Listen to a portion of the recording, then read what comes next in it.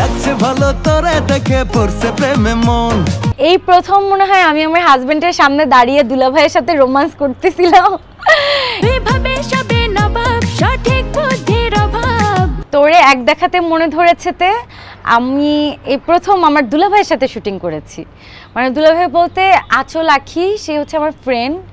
তো আঁচল আখির হাজব্যান্ড লাইক আমাদের দুলাভাই, আর সেখানে হচ্ছে আমার হাজব্যান্ড প্রেজেন্ট ছিল।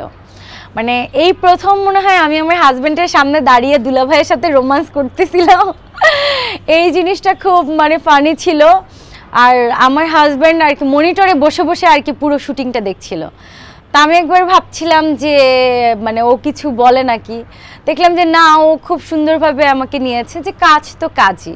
আর দুলাভাইয়ের সাথে কাজ করতে গিয়ে ফার্স্ট একটু আনইজি লেগেছে, পরে গিয়ে মানে ম্যাচ করে নিয়েছি। আমি যখন শুটিং করছিলাম তখন আমি বারবার ওকে দিকে তাকাচ্ছিলাম। আমি বললাম কি ঠিকঠাক আছে, মানে কোনো সমস্যা? বলে না না, তোমার কাজ তুমি করো, তোমার কাজ নিয়ে আমার কোনো প্রবলেম নেই। আমি বারবার বলতেছিলাম যে কেমন হয়েছে, আমার এক্সপ্রেশন কেমন হয়েছে।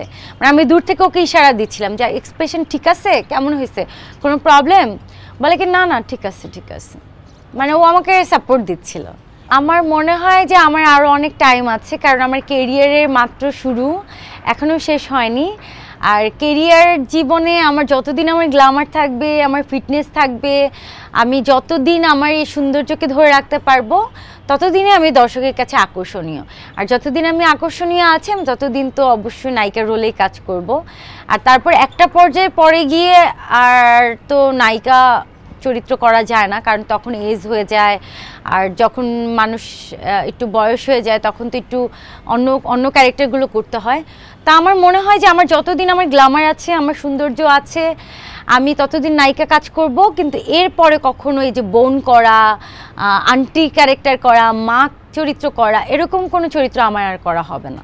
কারণ দর্শক আমাকে নায়িকা হিসেবে দেখেছে, তারা আমাকে নায়িকা হিসেবে অ্যাকসেপ্ট করেছে, সুন্দরী শিলাকেই দেখেছে। এই সুন্দরী শিলেই আমি তাদের হৃদয়ে থাকতে চাই, এরপর আর অন্য কোনো ক্যারেক্টার আমি করতে চাই না।